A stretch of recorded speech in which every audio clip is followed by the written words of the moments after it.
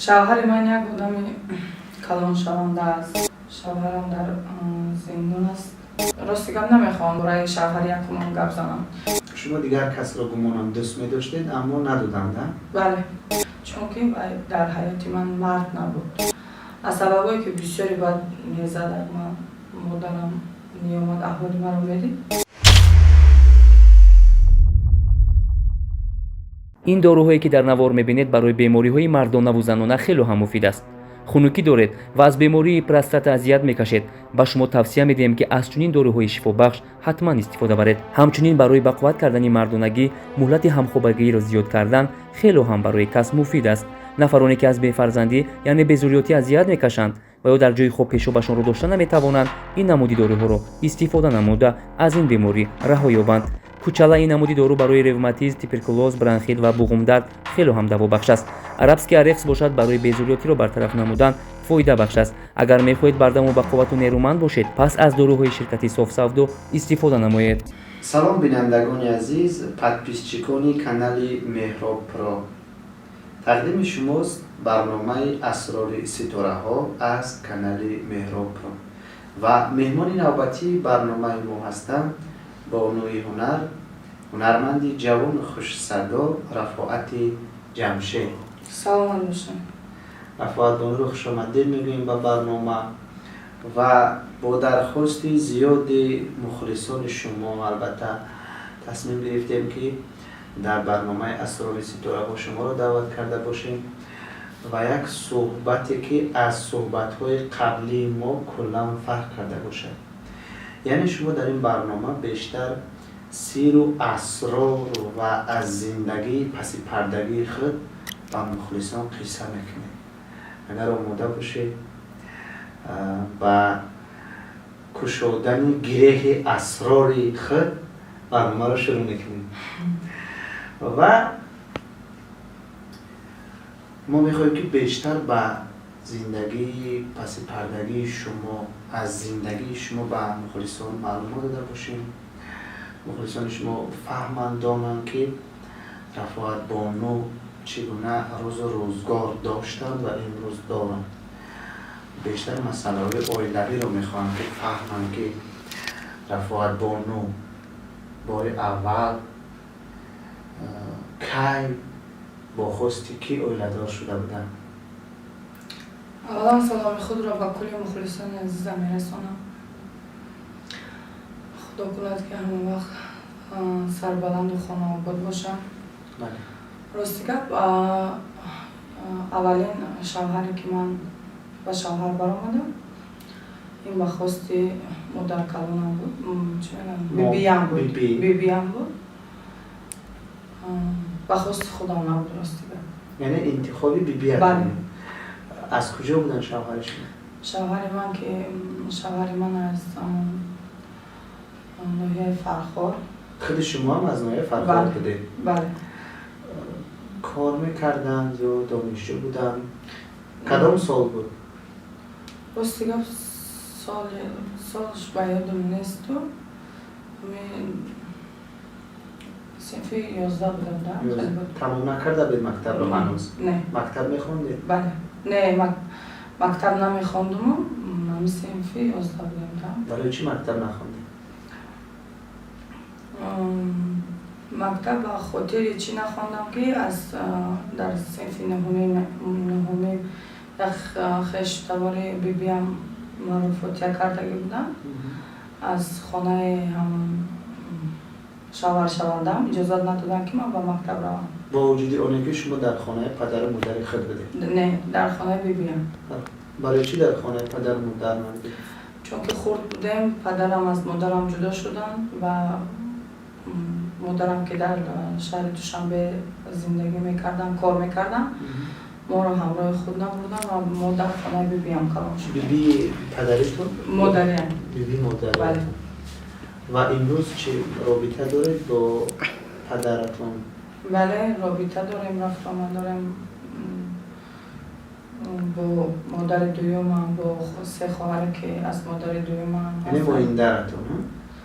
پدر شما با زن گرفتن و مادر شما شوهر کردن دوباره؟ بله. شوهر کردند و با پیاندرتون مناسبتتون چگونه است؟ راستیگه با پیاندرم قابل مناسبت خوبم ندارم، چون که خیلی نمیدونم. و شما پسند نیست یا اینکه نه با من پسند نیو. مناسبت دقیق شاید داشتن؟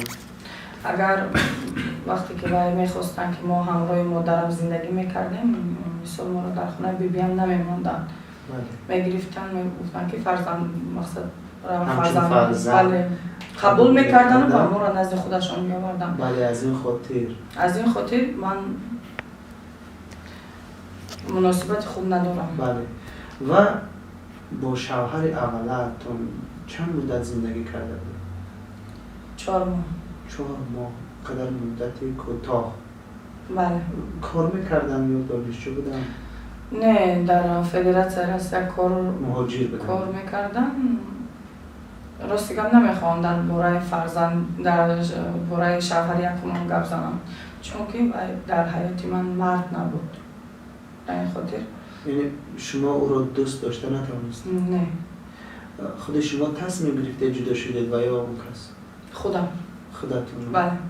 شاید که دیگر نفر رو دوست می داشتید شما رو مجبوران به شوهر دادن از این خاطر باشه؟ نه راستیگه مجبوران نه، برزگی خودم بودم.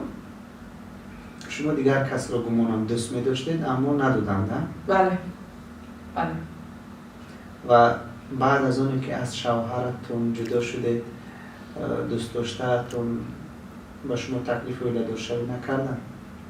نفری را که دوست می داشتید؟ نه راستیگه من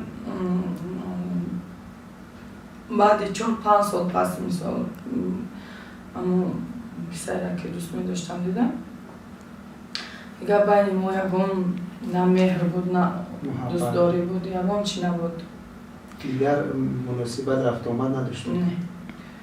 بعداً چی شد؟ بعد از اونی که از شوهر اول جدا شدید و دوشنبه اومدید؟ نه راستیگه ما در فدراسیون روسیه زندگی میکردیم همراه شوهرم.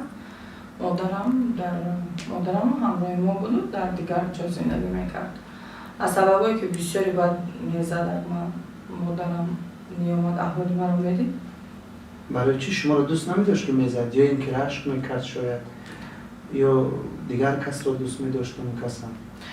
نمیدونم از سبب چی باشد، بسیار بد رشکم بود و بعدا از سببی که من فهمیده که خودم گفته بودم که خیلی یک نفری بود که پیشایت من نقص میدیدم چیزی که بود. یعنی شما اقرار شده؟ بله من خودم اقرار شدم. از همین خاطر شاید میزدم؟ بله بسیار تهنه میکرد میزد که من گپای تاجیکی بله حقارت میکرد. بله. بعداً چی شد؟ بعد از اون که جدا شده از فدراسیون روسیه اومده به فرخار رفتید یا به دوشنبه اومدید؟ با فرخار و خونه چکالان هم رفتم ببینم. بله. 1 سال در اونجا زندگی کردم. بعدا فکر کردم که من باید اپای زندگی خودم شوم. من نه در برای من نه پدر بود نه مادر بود، من باید خودم مهنت کنم، خودم زندگی خودم رو پیش برم. زندگی رو یابید. بله. و بعد دوشنبه اومدید. بله. اومدید با چی مشغول شده؟ اولا راستیگه همراه یک دوستم اومدم دوشنبه در خانه مادر و زندگی میکردم. بعدا یک روز مرا به طرف خانه برد دوگانه‌ام. نزد روزی یک دوگانه من بود و یک طرف خانه رفتیم در اونجا رقص و بازی کردیم، شیخ پسندی کردیم. بعدا من طرف خانه را دیدم. کدام طرف خانه بود اگر مخفی نباشه؟ کالخوز روسیه فرهناز طرف خانه. بله. بعد یک 3 روز 4 روز همجا میگرفت میبردن میرفتیم یک جای میرفتیم همجا استراحت میکردیم. بعدی شب 4 بود 5 بود در خاطرم نیست. رئیسی همون طرف خانه مدیری همون طرف خانه برام دعوت کردن که بیا تو در این طرف خانه ما کار کن. با حیثی کی؟ با حیثی رقاصه. چون که این کدام سال بود؟ سال 2014 بودم، خیلی بودم. وقتی من با من گفت که تو بسیار دختر استعداد چی میگن؟ استعدادی رقص داری، مقصد چهره داری، مقصد رقص زیبا میکنی، بیا در طرف خانه ما کار کن. خیلی مسئولیت کردم. بعد یک روز پس بود، بعد با کار رفتم. بعدا دوباره که به شوهر برآمد؟ دوباره بعد یکم 4-5 ماه بودم خیلی به شوهر. 5 ماه. بله. خطا نکنم اگر مرتبه دوم شوهری افغان کردید؟ نه. توجیه بودم. از این بعضی حوزه ها یک شوهر شما افغان بود. نه، شوهری که زندگی میکنم خطیشتاغل ایرانی است. یعنی شما 2 شوهر کرده؟ نه، سه 3 شوهر. بله. دوم شوهرتون ایرانی بود؟ 3 شوهرم ایرانی بود. دومش چی؟ دومش مخفی است. بسیار اوضاع بود که شوهر دومش افغان بود. نه. با یعنی درباره شوهر دومتون چیزی گفتن نمیخواید؟ شاید اگه نفر شناخته از همین سبب باشه. نمیخوام درباره یکم معلومات دیم. برای چی؟ افغان بودن؟ نه، افغان نبودن. در این برنامه نام گرفتن ممکن است. این اسرار ستاره ها است. شما باید که این اسرار رو کشوید و مخلصان چندین شناسان شما گفته بودن که رفاقت یک شوهر افغان کرده بود. ولی شما اقرار نشده ایستاده اید. شوهر من یک آدم کلان شونده است. همون افغان ها؟ افغان نه. مقصد شاید نیست که شما نامی رو برید، جای کار رو برید. فقط کدام ملت است باید گویم. این مخفی است. مخفی است. بیایید اطراف شوهر سیومتون، بعد از اونی که از شوهر دومتون جدا شدید در طرف خونه همچون رقاصه فعالیت میکردید. بله. و با شوهر سیومتون چگونه شناخته شد؟ با شوهر سیوم من در طرف خانه زیبای مهر که در یک موسویتسکی جایگیر است، در آنجا کار میکردم. در آنجا شوهرم بسیار میامد که من بسیار مشتری طرف خانه؟ بله میامد. راستی من اهمیت نمیدیدم، چون که من دیدم مرده که کلان صورت زیبا هم ندارد. تقریبا چند سال هست؟ تقریبا این مخفی است. مقصد صورت زیبا هم ندارد، مرده کلان اهمیت نمیدادم. بعدا یه روز وقتی که با من پول میچسبانند، در درون همون پول سوم میگن سامانی ده. در درون همون پول نام تلفنش رو مینویسد. من وقت خانه میام پولا ما کشی رو جا بجا کنم، ببینم که این رقم تلفن میگیرم، زنگ میزنم، میگم شما کی؟ میگم که من خیلی دم و میگم عمل، میگم بعدا زنگ میزنم، میگم تلفن هم میکشم، من خیلی قریب یک هفته نامی تلفنی مرا سفری میکنه در تلفنشو. بعد یک هفته پس زنگ میزنم، خیلی یکم جواب بخوریم بشینیم، بیکار نیستم، کار دارم میکنم، خیلی قریب یک 2 هفته یعنی یک 10 روز هم خیلی زنگ میزنم. بعدم یه روز زنگ زد، رفتیم در طرف خانه شیشتیم، شنوشیم، گفت رفاقت من میخوام که همروی تو عروسی کنم، من میخوام که تو خانمی ما باشی. بعدم ما گفتم روز دیگه من در بلوی سر مقصد کلون دارم، تو باید به همراه خانواده من شناس شدی. خیلی بعد گفت نمره تلفنی بی هم رو دادم و با نمره فرخور با من خواستگاری رفتم و گفتم که اول بیا میریم در ایران خانواده ما قبول کنه ببینه محقول کنه بعد ما می عروسی میکنیم. بعد همین خیلی روزشتیم رفتیم ایران 10 روز در ایران در خانه شوهرتون زن نداشتن؟ در ایران؟ داشتم 10 سال جدا شدم. فرزند داشتن؟ ولی 2 پسر. پسرانشون با خودشون هستن؟ نه، همراه مادرشون. همین خیلی رفتیم ایران، مادر شوهرم و من مثال مرا قبول کردن. خوشتامن مرا مثلا قبول کردن، من رفتم شرایط زندگی ویورا دیدم. بعدا آمدیم تاجیکستان، در تاجیکستان عروسی کردیم. اول در ایران عروسی کردیم، زکس کردیم، عقد نکاح کردیم. بعدا آمدیم در تاجیکستان با عروسی گرفتیم. اینجا باز کردیم. بله. و امروز شوهرتون با شما اجازه نمی‌کنه یک در ایران است؟ نه، راستی گپ شوهری من یک 1.5 سال زیاد می شود که شوهرم را ندیدم. شوهرم در زندان است در ایران. طول 1.5 سال می شود که شوهرم را ندیدم. در ایران در زندان هست؟ بله. برای چی زندان شده؟ راستی گپ من نمیدونم. نپرسیدید؟ و خبرگیریش نرفتید؟ من و خبرگیریش رفتم. من رفتم دفعه آخری که ما باید در ایران زندگی میکردیم. من رفتم بعدی که ما در ایران رسیدم 2 روز پیش که من به ایران رسیدم که شوهرم دارم خیلی شوهرم محکم میکنم. من رفتم در اونجا راستی که 14 روز ایستادم از سببی که اوچکارانم مریضی باید دارد، فشار بلندی دارد.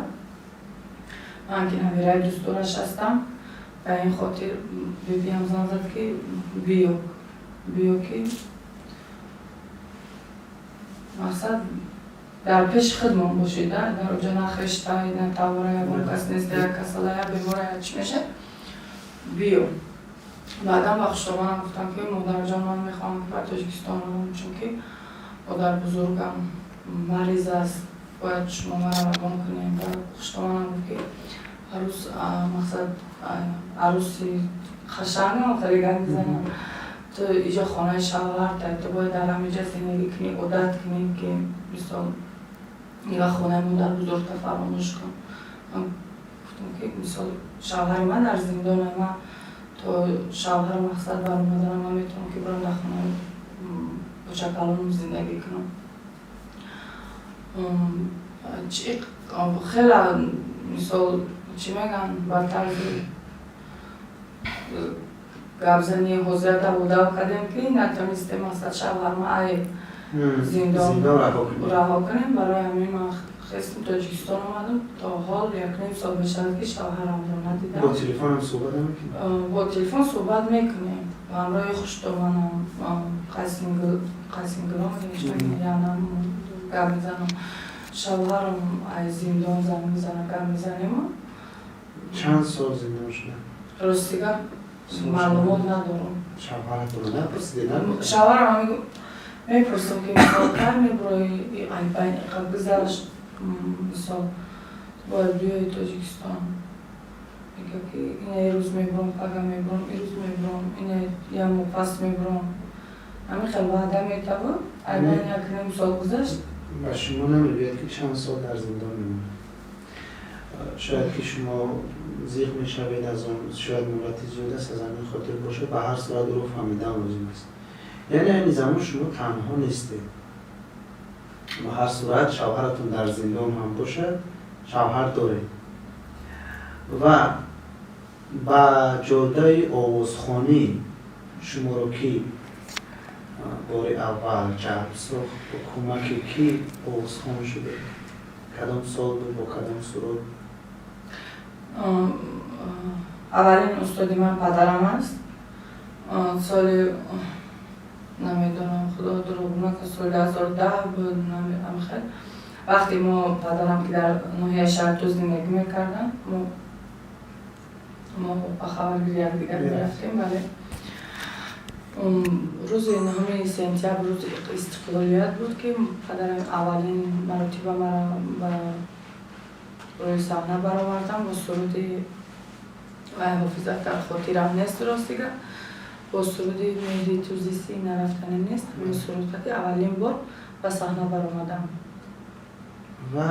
ولی چند سال همچون رقاصه فعالیت کرده و با دان ژوان چگونه شناسایی پیدا کرده؟ با دان ژوان در روزی عروسیم، در روزی تویم که در روز عروسیم عروسی با شوهر ایرانی؟ بله، روزبک فیضلی را دعوت کرده بودیم.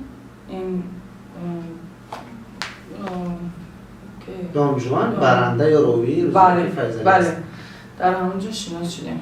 روزبک کدام سال بود؟ سال 2019 5 ینور. 2019. تکلیف دویت خونی همون سرود زن نمیگیرم ها؟ زنگیر نبودم، زن نمیگیرم. از جمله کی بود؟ خود دوست مراد شریف با شما پیشنهاد کردن یا یکی خود شما؟ دوست مراد شریف پیشنهاد کردن. چند قسمت برآمد سرود؟ شما گمان نکنم 2 قسمتش رو با دان ژوان سرایی دیدم و قسمت های بعدی رو 3 و 4 با دیگر هنرمندان سراییدم.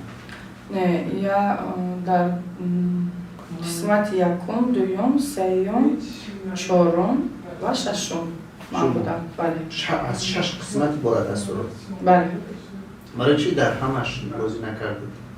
چون که من در خونش شوهرم بودم. در ایران؟ بله، برای این خاطر در قسمت های بعدیش اشتراک نتوانستم. آموزه شد که گویا که دوست مراد با دیگران دوام دویت را سراییده است، شما قهر کرده و با دان ژوان حتی جنگ و جنجال هم شده که چند قسمت رو با شما نخوانده است. نه، من فرمان ندارم برای یکم قسمت یکم نکرد نسوید. و اکثر وقتها شما رو با اکمل جمعیف میبینیم و کلیپ های شما رو اکمل جمعیف آماده میکنن. با اکمل جمعیف چگونه شناخته شده؟ با اکمل جمعیف سال 2014 یا 15 بود، در خاطرم نیست. من در یک کینو دعوت کردم. در همون کینو اکمل جمعیف نوار بردار بود. بله. در همونجا شناس شدیم. شما در فیلم نقش بازیدید؟ بله. کدام فیلم؟ راستیگر نام فیلم رو نمیدونم، چند سال پیش بود. فیلم اکمل جمعیف بوده؟ با فکرم ها. و امروز فعالیت شما چگونه از در کجا فعالیت میکنید؟ به حیث کی فعالیت میکنید؟ همچون سراینده یا همچون رقاصه هم؟ من در راستیگر چقدر گویم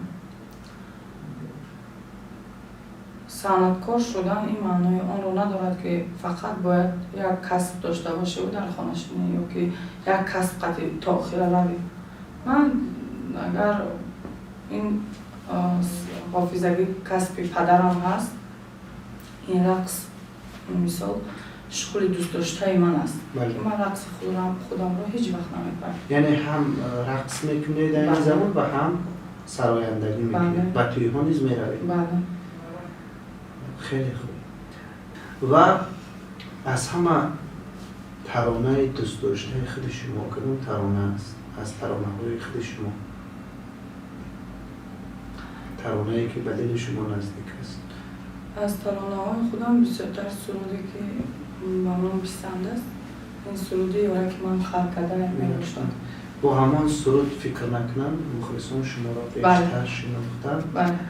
کلیپ آن را خطا نکنم به آن سفر بله. بنوازی بیتن و هر کلیپی را یا هنرمندی را که به اون سفر کلیپ را بنوازی بیدد من فکر میکنم که مخلصان زیاد پیدا میکنن، چون که در سطح کسبی آماده میکنن کلیپ ها.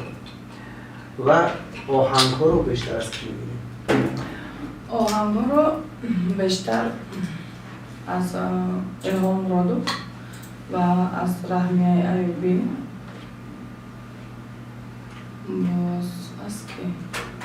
بسیاری که سخنهایی که می‌نویسن از حسن چیله.